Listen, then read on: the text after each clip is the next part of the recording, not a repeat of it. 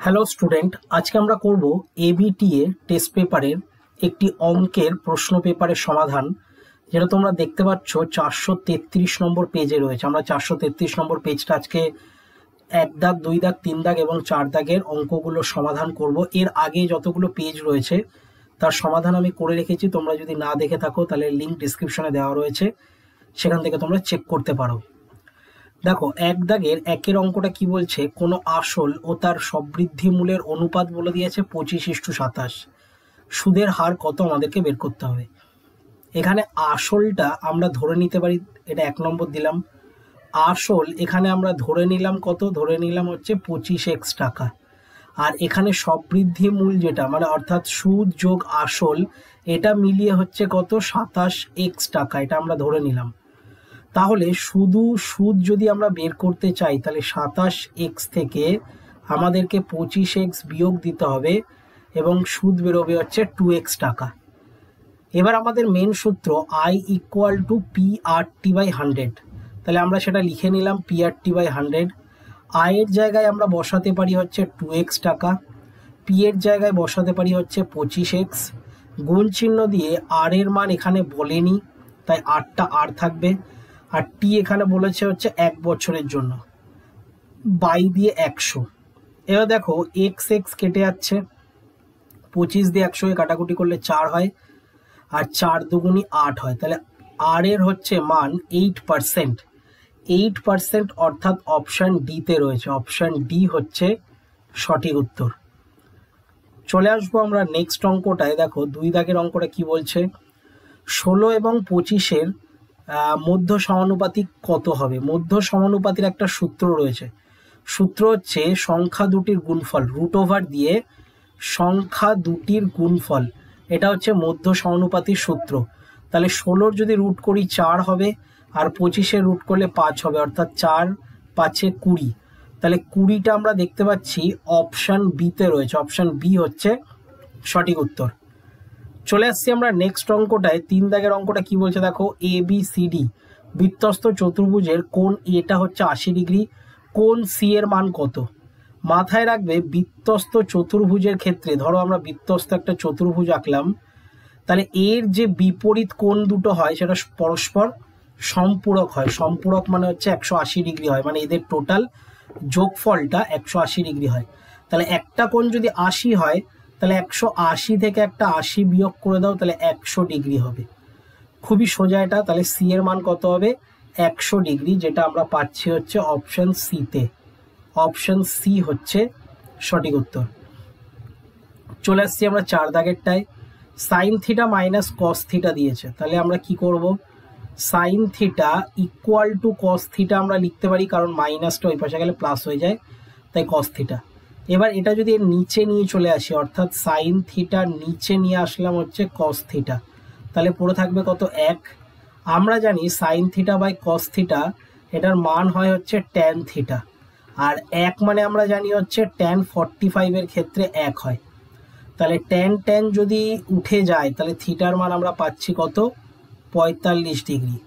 তাহলে 45 degree option বিতে রয়েছে, অপশন বি হচ্ছে সঠিক উত্তর। চলে আসবো আমরা নেক্সট 5 দাগের অঙ্কটায়। বলছে ঘনকের বাহুর দৈর্ঘ্য a একক হলে ঘনকটির কর্ণের দৈর্ঘ্য কি হবে। এটা একদমই সোজা, অপশন বি √3 ইন্টু বাহু মানে √3 ইন্টু a এককে হবে। এটা জাস্ট কষার কিছু নেই, এটা সূত্র বলতে পারো, ঠিক আছে। 6 দাগেরটা বলেছে রাশিগুলির মধ্যমা কত। তো এখানে সাজানোই রয়েছে, আমি তাহলে পরপর কেটে দিচ্ছি। দেখো 6-এর সাথে 16 কেটে যাচ্ছে, 8-এর সাথে 14 কেটে যাচ্ছে, পুরো থাকছে 10 আর 12। তাহলে 10 আর 12কে যোগ করে যদি 2 দিয়ে ভাগ করো তাহলে বেরোবে কত, দেখো 22কে 2 দিয়ে ভাগ করলে বেরোবে 11। তাহলে এর মধ্যমা হচ্ছে 11, যেটা অপশন এতে রয়েছে, অপশন এ হচ্ছে সঠিক উত্তর। চলে আসবো আমরা এবার শূন্যস্থান পূরণ। শূন্যস্থান পূরণের যে কোনো 5টা করতে হয় আমাদেরকে, 5টা করতে, আমরা 6টাই করবো, কিন্তু এখানে তোমরা পরীক্ষা হলে 5টা করবে। 1 দাগেরটা বলছে অংশীদারি কারবার ড্যাশ ধরনের। এখানে ড্যাশ ধরনের মানে এখানে লিখে দিচ্ছি 1 দাগ দিয়ে, এটার অ্যান্সার হচ্ছে 2 ধরনের। একটাকে বলা হয় সরল অংশীদারি কারবার, একটাকে বলা হয় মিশ্র অংশীদারি কারবার, ঠিক আছে, তাই দু ধরনের। 2 দাগেরটা আমরা কিভাবে করব দেখো, 2 দাগেরটা বলেছে √72 আর মাইনাস দিয়ে √32 ইকুয়াল টু এখানে কত। √72কে যদি ভাঙো, দেখো 72কে ভাঙতে হয় কি হয় বলো তো, এরকম ভাবে লসাগু ফ্যাক্টরি, ঠিক আছে। তো 2 দিয়ে করলে এটা 36 হবে, 2 দিয়ে করলে 18 হবে, আবার 2 দিয়ে করলে এটা 9 হবে, আর 3 দিয়ে করলে 3 হবে। তাহলে আমরা এখানে দেখতে পাচ্ছি এটা একটা সেট আর এটা একটা সেট, মানে 3 দুগুণী 6, 6√2 হচ্ছে 72, মানে হচ্ছে 6√2 মাইনাস আমরা যদি 32-এরও একইভাবে করি 32, তাহলে এখানে কত হবে 16 দুগুণী 32, 2 দিয়ে 8 দুগুণী 16, আবার 2 দিয়ে 4 দুগুণী 8, আবার 2 দিয়ে 2 দুগুণী 4, তাহলে একটা সেট, দুটো সেট, 2 দুগুণী 4√2, তাহলে 6√2 থেকে 4√2 যদি বিয়োগ করো তাহলে 2√2 হয়। আর 2 মানে হচ্ছে আমরা এখানে বলতে পারবো হচ্ছে 3টে 2 অর্থাৎ 8 বেরোবে, রুটের মধ্যে 8 বেরোবে, তো এটাই আমরা উত্তরে লিখে দেবো, ঠিক আছে। তাহলে 2 নম্বর অ্যান্সারটা এখানে আমি লিখে দিচ্ছি √8। এইভাবে তোমাদের অঙ্কটা করতে হবে। চলে আসছি আমরা 3 দাগের অঙ্কটা। দেখো 3 দাগের অঙ্কটা কিভাবে করব। tan 30 ডিগ্রির মান আমরা জানি হচ্ছে 1/√3 ইন্টু দিয়ে tan 60 ডিগ্রির মান আমরা জানি হচ্ছে শুধু √3।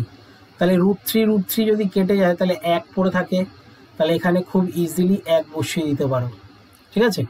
4 দাগেরটা 1 অ্যান্সার। চলে আসছি 5 দাগের অঙ্কটায়, বলছে একটি নিরেট লম্ববৃত্তাকার চোঙের তল সংখ্যা কত। তল সংখ্যা মনে রাখবে 3টে, ঠিক আছে। সংখ্যাতেও 3 লিখতে পারো অথবা এমনিও 3 লিখতে পারো, কোনো অসুবিধা নেই।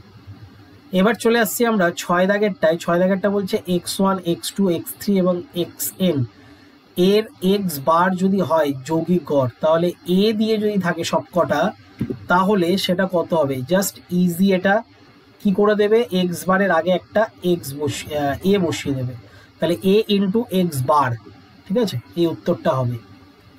চলে আসছি আমরা সত্য মিথ্যায়। এটাও 5টা করতে হবে, আমরা এক এক করে এখানে লিখবো সত্য না মিথ্যা। প্রথমে আসছে দেখো 1 দাগেরটা, বার্ষিক 10% চক্রবৃদ্ধি সুদের হারে 100 টাকার 2 বছরের সমূল চক্রবৃদ্ধিকে 121 টাকা হয়, চেক করে নিলে হয়ে যাবে। সমূল চক্রবৃদ্ধির সূত্র হচ্ছে amount equal to p into 1 plus r/100, r/100 to the power n, n মানে এখানে 2 বছর। এবার এটার কাটাকুটি করো, 100 জায়গায় 100 থাকবে, এটা কাটাকুটি গেলে হচ্ছে 10 হয় 11, 11 আর বাই 10 তার হোল স্কোয়ার। তাহলে এখানে কি হচ্ছে 100 জায়গায় 100 থাকছে, 11 স্কোয়ার মানে হচ্ছে 121 আর বাই 100, 100 কেটে যাচ্ছে, পড়ে থাকছে 121 টাকা। তাহলে এটা কিন্তু সত্য হবে, কারণ 121 টাকাই এখানে দিয়েছে, তাই এই কারণের জন্য আমরা লিখবো হচ্ছে সত্য। এর পরেরটা 2 দাগেরটা দেখো কি বলছে, x ভ্যারিজাস y, তাহলে y ভ্যারিজাস কি x হতে পারে, একদম হতে পারে, এটাও সত্য হবে, ঠিক আছে।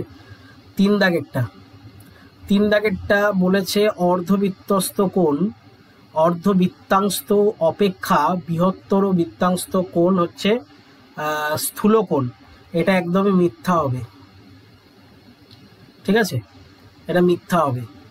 4 দাগেরটাই চলে আসছি, দেখো 4 দাগের অঙ্কটা করব আমরা এখানে। তাহলে 4 নম্বর দাগ দিলাম, বলেছে সাইন স্কোয়ার 40 ডিগ্রি আর প্লাস দিয়ে সাইন স্কোয়ার 50 ডিগ্রি, এটাকে 1 প্রমাণ করতে হবে। তো দেখো সাইন স্কোয়ার 40 ডিগ্রির জায়গায় 40 ডিগ্রি থাকুক, আর এটাকে আমরা যদি চেঞ্জ করে দিই তাহলে কী হবে বলতো, sine square 90 degree minus 40 degree, এটা আমরা করতে পারি। তাহলে সাইন স্কোয়ারের জায়গায় সাইন স্কোয়ার থাকবে 40 ডিগ্রিতে, আর সাইন স্কোয়ারের 90 ডিগ্রি হলে কী হয়ে যায়, কস স্কোয়ার 40 ডিগ্রি হয়ে যায়। তা আমরা জানি sine square theta plus cos square theta 1 হয়, তাহলে এটার অ্যান্সারও 1 হচ্ছে। তাহলে আমরা 4 দাগের উত্তরটা কি লিখতে পারি, সত্য লিখতে পারি। তাহলে আমি এখানে লিখে দিলাম সত্য, 4 দাগের অ্যান্সার। এটা আমি মুছে দিচ্ছি আগের অঙ্কটা, আশা করি তোমরা এটা টুকে নিয়েছো, ঠিক আছে। অঙ্ক টুকে করাই বেটার, শুধু দেখলে হবে না, টুকতে হবে। 5 দাগেরটা বলেছে একটি নিরেট অর্ধগোলকের বক্রতল ও সমতলের ক্ষেত্রফলের অনুপাত কি 3:1 হচ্ছে। তাহলে এটাও আমরা চেক করব 5 দাগ দিয়ে। দেখো প্রথমে আমরা করব 2πr², এটার মেন সূত্র 2πr², আর ইস্টু দিয়ে 3πr², ঠিক আছে। অর্ধগোলকের বক্রতলের ক্ষেত্রফলের সূত্র হচ্ছে 2πr², আর সমতলের ক্ষেত্রফল সমগ্র তলের ক্ষেত্রফল, এখানে একটা ভুল দিয়েছে, সমতল নয় সমগ্র তলের ক্ষেত্রফল হবে, সেটা 3πr²। তাহলে আমরা এটা কাটাকুটি করে দেখতে পাচ্ছি 2:3 বেরোচ্ছে, কোনো মতে 3:1 বেরোচ্ছে না। এই কারণের জন্য আমরা এটাকে কি লিখবো, মিথ্যা লিখবো। আমি এটা মুছে দিচ্ছি, এখানে 5 নম্বর দিয়ে লিখবো হচ্ছে মিথ্যা। ঠিক আছে, তারপরে চলে আসছি আমরা 6 দাগের অঙ্কটায়। দেখো 6 দাগের অঙ্কটা আমরা কিভাবে করব। 6 দাগের প্রশ্নটা বলছে যে এই সংখ্যাগুলোর সংখ্যাগুরু মান কত। তো 10 বলেছে সংখ্যাগুরু মান, তো 10 কি বেশিবার আছে? 10 বেশিবার নেই, দেখতে পাচ্ছি 3 দুবার রয়েছে, 8ও আবার 3বার রয়েছে, তার মানে 8 হচ্ছে মেন সংখ্যা। ঠিক আছে, 8 3বার রয়েছে, তাই 10 হবে না। তাহলে এই কারণের জন্য আমরা এটাকে কি লিখবো, মিথ্যা লিখবো। চলে আসছি আমরা এবার 4 দাগের অঙ্কগুলো। তো দেখো 4 দাগের অঙ্কগুলো করার আগে তোমাদেরকে রিকোয়েস্ট করব যে চ্যানেলটাকে একটু সাবস্ক্রাইব করে দিও যারা প্রথমবার দেখছো, এবং বেল আইকনটাকে ক্লিক করে রেখো আরও এরকম ভিডিও পাওয়া বা নোটিফিকেশানের জন্য। দেখো 4-এর 1-এরটা আমরা করব। 4-এর 1-এর প্রশ্নটা বলছে 4000 টাকার 2 বছরের সমল চক্রবৃদ্ধি 441 টাকা হলে বার্ষিক শতকরা চক্রবৃদ্ধি সুদের হার কত। তো 1 দাগ দিয়ে আমরা কি করব, দেখো এখানে বলে দিয়েছে পি এর মান হচ্ছে 400 টাকা, তোমরা বাংলায় লিখে নেবে আসল বা মূলধন এত টাকা।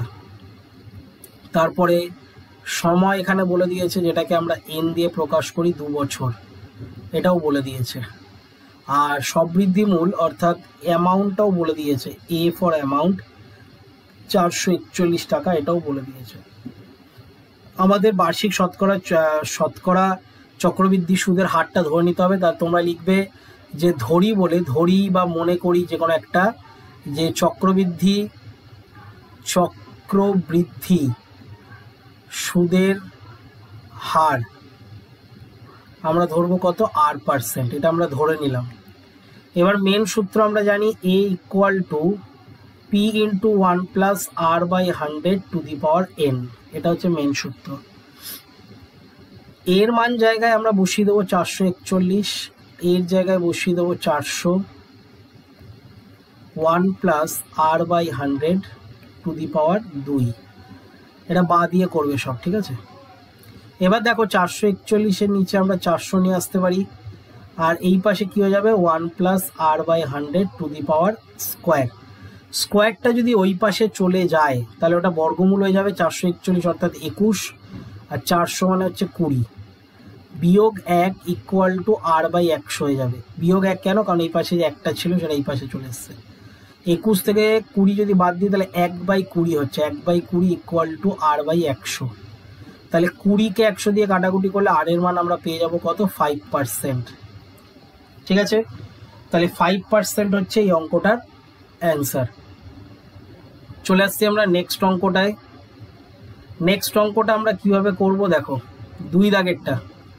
একটি অংশীদারি কারবারে এ ও বি এর মূলধনের অনুপাত দিয়ে দিয়েছে, বি ও সি এর মূলধনের অনুপাত দিয়ে দিয়েছে। বার্ষিক লাভ 5900 টাকা হলে সি এর কত টাকা পাবে। তাহলে আমরা 2 দাগ দিয়ে প্রথমে কি করব, দেখো এ ও বি এর মূলধনের অনুপাত, তাহলে আমরা এটা লিখে নেব মূলধনের অনুপাত। তাহলে মূলধনের অনুপাত আমাদের কত ছিল, 3:4, এটা বলে দিয়েছে। আবার একইভাবে বি ও সি এর মূলধনের অনুপাত, এটা বলে দিয়েছে কত, 5:6। এবার ভালো করে লক্ষ্য করে দেখো বি দুটো জায়গাতে রয়েছে, তাহলে বিটাকে আমাকে সমান করতে হবে। তাহলে এটাকে গুণ করব 5 দিয়ে, তার মানে 3 × 5 = 15, 4 × 5 = 20, এটা 4 দিয়ে গুণ করলে 4 × 5 = 20, 4 × 6 = 24, এটা আসছে। তাহলে 15, 20, 24। তাহলে আমরা লিখতে পারি এ, বি ও সি এর মূলধনের অনুপাত, এটা আমরা লিখতে পারি কত, 15:20:24, এটা আমরা লিখতে পারি। এবার চেয়েছে সি কত টাকা পাবে, তাহলে হচ্ছে সি এর লভ্যাংশ। তাহলে সি এর লভ্যাংশ আমরা কি করে বের করব, 5900 টাকা রয়েছে, এবং সি এর মান কত এখানে 24, আর বাই দিয়ে টোটাল যদি করো তাহলে 59 হয়। মানে এই সংখ্যাগুলোর যদি অনুপাত করো তাহলে সংখ্যাগুলো যদি যোগফল করো মানে যোগ করো তাহলে 59 বেরোবে। 59কে 59 দিয়ে যদি কাটি তাহলে 1 হয়, মানে অর্থাৎ 100, আর 100কে 24 দিয়ে গুণ করলে হচ্ছে 2400, অর্থাৎ 2400 টাকা হচ্ছে অঙ্কটা অ্যান্সার। ঠিক আছে, এইভাবে করতে হবে, পুরো লিখে লিখে করিয়ে দিচ্ছি। এবার আমরা যেটা করব সেটা হচ্ছে 3 দাগের অঙ্কটা। 3x² + 5x + 2 = 0 সমীকরণে বীজদ্বয় আলফা আর বিটা হলে α² + β² এর মান কত? এই অঙ্কগুলো থেকে আমাদের প্রথমে যেটা বের করতে হয় আলফা প্লাস বিটার মান, যেটা সূত্র হচ্ছে -b/a। এখানে -b মানে হচ্ছে 5/3। আবার আলফা বিটা রয়েছে যেটার সূত্র হচ্ছে c/a, তাহলে c মানে হচ্ছে 2 আর এখানে হচ্ছে 3, 2/3। এবার আমাদের সুতরাং দিয়ে যে অঙ্কটা দিয়েছে α² + β², এটা সূত্র যদি আমরা ফেলি আলফা প্লাস বিটা তার হোল স্কোয়ার -2 আলফা বিটা, এটা হচ্ছে মেন সূত্র। আলফা প্লাস বিটার মান আমরা জানি -5/3 তার হোল স্কোয়ার, আর 2 দিয়ে আমরা এটা গুণ করতে পারি 2 এর 3, তাহলে এটা করলে কত হবে 25/3² 9, আর এটা 4/3, তাহলে লসাগু যদি আমরা করি 9, ওপরে হচ্ছে 25 আর বিয়োগ 3, 3 এ 9, অর্থাৎ 3 4 এ 12, অ্যান্সার আসছে 13/9। ঠিক আছে, তাহলে এটাই আমরা অ্যান্সার লিখবো 13/9। চলে আসছি আমরা 4 দাগের অঙ্কটা। দেখো 4 দাগের অঙ্কটা আমরা কিভাবে করব, বলেছে এক্স এর যে মানটা ওয়াই এর সাথে সমানুপাতে রয়েছে, এক্স আর ওয়াই সমানুপাতে রয়েছে, ওয়াই এর সাথে জেড সমানুপাতে রয়েছে, আর জেড এর সাথে এক্স সমানুপাতে রয়েছে, তাহলে ভেদ ধ্রুবক তিনটির গুণফল কত? খুবই ইজি অঙ্ক। এক্স কে আমরা যদি ভ্যারিজাসটা তুলে দিই তাহলে এটা আমরা লিখতে পারি x = k1y। শুধু আমরা k1 এর মান যদি বের করি তাহলে এখানে বসবে x/y। একইভাবে আমাদেরকে বের করতে হবে y ভ্যারিজাস z, তাহলে এটাকে আমরা কি করব y = k2z ধরতে পারি। k2 এর মান যদি আমরা বের করি তাহলে এখানে কি হবে y/z হবে। একইভাবে আমরা z ভ্যারিজাস x লিখেছি কারণ অঙ্কে দিয়ে দিয়েছে, এটারও যদি সমাধান করি এটা k3x ধরবো, তাহলে এটা k3 এর মান যদি বের করি তাহলে z/x বেরোবে। এবার এখানে প্রশ্ন করেছে যে ভেদ ধ্রুবক তিনটির গুণফল কত, তাহলে k1 k2 আর k3 এটাকে যদি আমরা গুণ করে দিই তাহলে x/y ইন্টু y/z আর ইন্টু দিয়ে z/x এটা করতে হবে, এবং এটার গুণ করলে কত হবে 1 বেরোবে। তাহলে এখানে বলেছে ভেদ ধ্রুবক তিনটির গুণফল কত, এটার উত্তর লিখবে হচ্ছে 1। ঠিক আছে, চলে আসছি আমরা 5 দাগের অঙ্কটায়। দেখো 5 দাগের অঙ্কটা দেখো আমরা কিভাবে করব। ABCD বৃত্তস্থ চতুর্ভুজের AB ডিসির সাথে সমান্তরাল এবং AB বাহু বৃত্তের ব্যাস, একটা কোণ দেওয়া রয়েছে আর একটা কোণ বের করতে হবে। তাহলে আমরা ছবিটা আগে প্রথমে এঁকে নিলাম, তো এটা বৃত্ত এবং এটা কি হচ্ছে এর ব্যাস রয়েছে, তাই এটা মুছে দিলাম। তো এটা এইভাবে আমাদের আঁকাটা হচ্ছে, হাত দিয়ে আঁকছি তাই এরকম বেঁকে যাচ্ছে, তোমরা স্কেল দিয়ে আঁকতে পারো। তো এটা হচ্ছে এ, এটা বি, এটা সি আর এটা ডি। ঠিক আছে, এটা একটা চতুর্ভুজ আঁকলাম। এবার এখান থেকে একটা কোণ গেছে এইদিকে এবং এটা বলে দিয়েছে 25 ডিগ্রি। এই কোণটার মান আমরা জানি 90 ডিগ্রি, আমরা লিখতে পারি হচ্ছে ACB = 90 ডিগ্রি, মানে এটা হচ্ছে অর্ধবৃত্তস্থ কোণ সমকোণ। এবার দেখো এখানে যে ত্রিভুজটা তৈরি হচ্ছে, যে ত্রিভুজটা আমরা দেখতে পাচ্ছি ACB, তাহলে ACB থেকে ত্রিভুজ ACB থেকে পাই আমরা কি পাচ্ছি, কোণ CBA পাচ্ছি। কোণ CBA, কোণ CBA কি করে পাচ্ছি, 180 ডিগ্রি থেকে আমরা যদি 90 আর 25 বিয়োগ করে দিই তাহলে আমরা পেয়ে যাব। তাহলে 180 বিয়োগ 9 10 11 মানে 115 ডিগ্রি। তাহলে 115 ডিগ্রি থেকে যদি আমরা 180 ডিগ্রি বিয়োগ করি তাহলে 5, এখানে হচ্ছে 12 13 14 15 16 17 18 65 ডিগ্রি, তাহলে 65 ডিগ্রি পেয়ে গেলাম। এবার দেখো বৃত্তস্থ চতুর্ভুজের ক্ষেত্রে DAB যে কোণটা সেটা CBA কোণের সাথে সমান হয়, তার মানে দুটোই কিন্তু 65 ডিগ্রি হবে। এবার এটা পুরোটা যদি 65 ডিগ্রি হয় তাহলে আমার তো শুধু দরকার কি CADটা, তাহলে CAD কি করে বের করতে হবে, 65 থেকে 25 বিয়োগ করে দিতে হবে। তাহলে 65 থেকে 25 বিয়োগ করলে হচ্ছে 40 ডিগ্রি। ঠিক আছে, তাহলে এটার অ্যান্সার হচ্ছে 40 ডিগ্রি। 5 দাগেরটা শেষ। চলে আসবো আমরা এবার 6 দাগের অঙ্কটা, দেখো কিভাবে করব। 6 দাগের অঙ্কটা বলছে ও কেন্দ্রীয় বৃত্তের বহিস্থ এই বিন্দু থেকে অঙ্কিত স্পর্শক বৃত্তকে বি বিন্দুতে স্পর্শ করে। ও বি 9 সেমি, এও 15 সেমি হলে এ বির মান কত? তো আমরা প্রথমে কি করবো, একটা বৃত্ত আঁকবো এবং বহিস্থ একটা বিন্দু রয়েছে যেটার নামকরণ করা হয়েছে এ, আর এটা ও, এবং এটার একটা স্পর্শক রয়েছে এইভাবে। ঠিক আছে, স্পর্শকটা হলো না, এটা স্পর্শক রয়েছে এবং এটার নামকরণ করা হয়েছে বি। এবার দেখো এখানে কি কি দিয়ে দিয়েছে, ও বি বলে দিয়েছে 9 আর ও এ বলে দিয়েছে 15।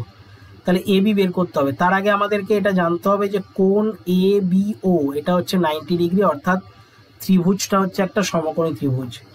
আর সমকোণী ত্রিভুজের ক্ষেত্রে আমরা পিথাগোরাসের সূত্র ফেলতে পারি, যেটার থেকে আমরা এ বির মান বের করব √ওভার ও এ স্কোয়ার মাইনাস দিয়ে ও বি স্কোয়ার। এটা মেন সূত্র। ও এ মানে হচ্ছে 15 স্কোয়ার আর তারপরে হচ্ছে 9 স্কোয়ার।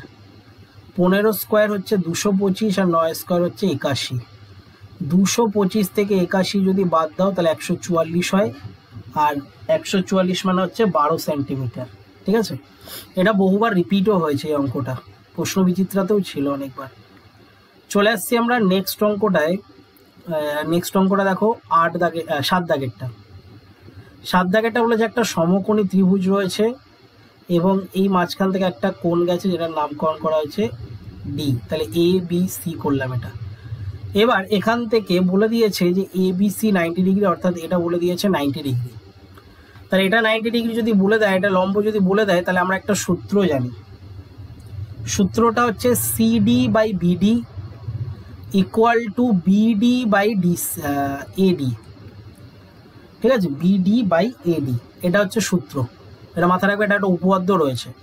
তাহলে প্রত্যেকটাতে মান বসিয়ে দাও। সিডির জায়গায় কি মান বসাবে, সিডির জায়গায় মান দিয়েছে, এখানে সিডির মান দেয়নি তাই সিডির জায়গায় সিডি থাকবে। বিডির জায়গায় কি দিয়েছে 16, আবার 16 আর বাই দিয়ে দিয়েছে 10। তাহলে এটাকে যদি আমরা সমাধান করি, সিডি ইকুয়াল টু 16 গুণ 16 বাই দিয়ে 10। এটা যদি কাটাকুটি করো 5 দুগুণি 10 আর 8 দুগুণি 16, 6 8 48, 8 8 9 10 11 12, মানে 128 বাই 5। তাহলে 128 বাই 5কে যদি আমরা ভাগ করি তাহলে 25.6 সেন্টিমিটার আসবে। ঠিক আছে, ভাগ করে দেখবে পয়েন্টটা এটাই আসছে। এবার চলে আসবো আমরা 8 দাগের অঙ্কটায়। দেখো 8 দাগের অঙ্কটা কি রয়েছে, এখানেই রয়েছে তাই এটা মুছতে হবে। 8 দাগের অঙ্কটায় এটাও কিন্তু বহুবার রিপিট হয়েছে। প্রথমে দিয়েছে আর কস থিটা ইকুয়াল টু 2√3, আর তারপরে দিয়েছে আর সাইন থিটা যেটার মান হচ্ছে শুধু 2। তাহলে আমরা কি করব, 2 নম্বরকে যদি 1 নম্বর দিয়ে ভাগ করে দিই, 2 নম্বর মানে হচ্ছে আর সাইন থিটা বাই দিয়ে আমরা যদি লিখি হচ্ছে আর কস থিটা, তাহলে এটা কি হয়ে যাবে বলো তো, 2/2√3 হয়ে যাবে। 2 2 কেটে গেল, আর কেটে গেল। তাহলে এখান থেকে আমরা পাচ্ছি কি ট্যান থিটা ইকুয়াল টু 1/√3। এবার এই 1/√3 মান আমরা জানি হচ্ছে ট্যান 30 ডিগ্রিতে হয়। তাহলে ট্যান 30 ডিগ্রি মান হচ্ছে থিটার মান 30 ডিগ্রি। এটা আমরা পেয়ে গেলাম। এবার যে কোনো একটা সমীকরণে বসিয়ে দাও সুতরাং দিয়ে, তাহলে আর লিখে cos 30 ডিগ্রি ইকুয়াল টু 2√3। আর এর জায়গায় আর থাকবে, cos 30 মান হচ্ছে √3/2 ইকুয়াল টু 2√3। √3 কেটে যাচ্ছে, আর এর মান আমরা পাচ্ছি হচ্ছে 4। তাহলে আর এর মান হচ্ছে এখানে 4 হবে। ঠিক আছে, আর থিটার মান হচ্ছে 30 ডিগ্রি হবে। এটাই উত্তর। চলে আসছি আমরা 9 দাগের অঙ্কটায়। দেখো 9 দাগের অঙ্কটা আমরা কিভাবে করব। IX 9 দাগ বলছে সাইন 10 লিখে থিটা আর cos 8 লিখে থিটা। এবার এখানে আমাদের যেটা করতে হবে, পূরক কোণ অনুযায়ী চেঞ্জ করে দিতে হবে। তাহলে সাইন 10 লিখে থিটাটা থাকবে, আর কসটা উল্টে যাবে হচ্ছে সাইন 90 ডিগ্রি মাইনাস 8 থিটা হয়ে যাবে। এবার দুদিক থেকে সাইন যদি কেটে যায় তাহলে tan theta plus 8 theta equal two 90 degree. তাহলে 18 থিটা টোটাল হচ্ছে 90 ডিগ্রি। আর আমরা জানি শুধু থিটার মান বেরোবে কত, 5 ডিগ্রি, যেহেতু 5 18 90। এবার সুতরাং দিয়ে আমরা লিখতে পারি কত, tan 9 থিটা দিয়েছে, তাহলে 9 থিটা মানে হচ্ছে 5 9 45, তাহলে tan 45 ডিগ্রির মান আমরা জানি 1 উত্তর। ঠিক আছে, তাহলে এর উত্তর লিখে দেবে 1 হবে। খুবই সোজা, একদম পাতি অঙ্ক বলতে পারো। চলে আসছি আমরা নেক্সট অঙ্কটায়। নেক্সট অঙ্কটা 10 দাগেরটা বলেছে। 10 দাগেরটা কীভাবে করব, বক্রতলের ক্ষেত্রফল মানে এস ইকুয়াল টু, আমরা সূত্র জানি 4 পাই আর স্কোয়ার, এটা হচ্ছে মেইন সূত্র। আর ভলিউম বের করার সূত্র হচ্ছে 4/3 পাই আর কিউব। এবার আমাদেরকে যেটা করতে হবে, S cube by V square, এটার মান বের করতে হবে। এস কিউব মানে হচ্ছে 4 কিউব অর্থাৎ 64 হয়ে যাবে, পাই কিউব হয়ে যাবে, আর 8⁶ হয়ে যাবে। ভি স্কোয়ার মানে হচ্ছে 4 4 16 9, এটা পায়ের স্কোয়ার, আর 8⁶। এবার দেখো আর6 কেটে যাচ্ছে 2⁶-এ, এখানে পাই স্কোয়ারের সাথে কিউবটা কেটে যাচ্ছে, তাহলে পুরো থাকছে হচ্ছে 64 পাই, আর ইনটু দিয়ে এটা যদি উল্টে দিই 9/16, 16 দিয়ে 64কে কাটলে হচ্ছে 4, আর 4 9 36 পাই বেরোচ্ছে। ঠিক আছে, তাহলে 36 পাই হচ্ছে অঙ্কটা অ্যান্সার। কোনো একক হবে না, কারণ এখানে মান বের করতে বলেছে, এই রাশিটার মান বের করতে বলেছে। তাই চলে আসছি আমরা নেক্সট অঙ্কটায়। দেখো 11 দাগের অঙ্কটা খুবই সোজা। একটি লম্ববৃত্তাকার শঙ্কুর উচ্চতা বলে দিয়েছে, আর আয়তন বলে দিয়েছে 100 পাই ঘন সেমি। তাহলে ব্যাসার্ধ কত, তার ব্যাসার্ধ আগে প্রথমে ধরে নাও, মনে করি ব্যাসার্ধ আর সেন্টিমিটার, এটা তোমরা আগে লিখে নাও, আমি লিখছি না। ঠিক আছে, আমি ডাইরেক্ট প্রশ্নানুসারে করছি। প্রশ্নানুসারে কি হবে বলো তো, প্রশ্নানুসারে হবে পাই আর স্কোয়ার এইচ, এইচ মানে হচ্ছে 12 সমান সমান 100 পাই, এটা লিখতে হবে। পাই পাই কেটে গেল। ঠিক আছে, আর দাঁড়াও, এখানে শঙ্কু বলেছে তো 1/3 তো দিলাম না, 1/3 পাই আর স্কোয়ার এইচ হবে।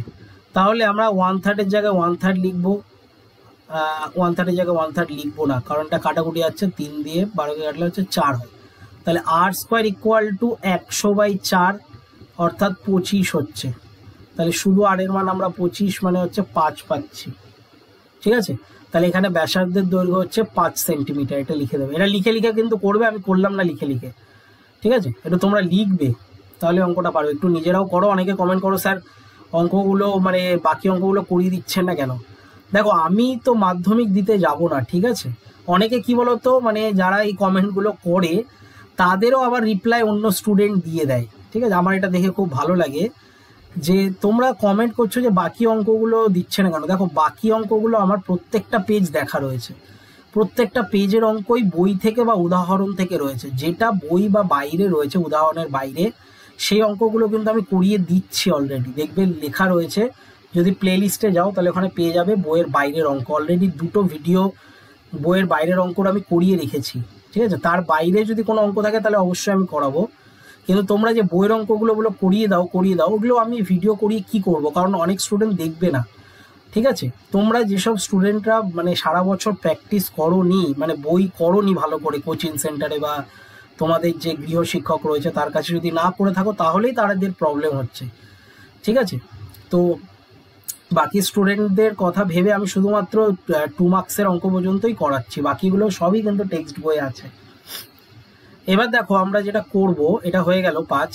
লাস্ট অঙ্কটা আমরা করব। লাস্ট অঙ্কটা বহুবার রিপিট হয়েছে, এতবার রিপিট হয়েছে ধারণার বাইরে।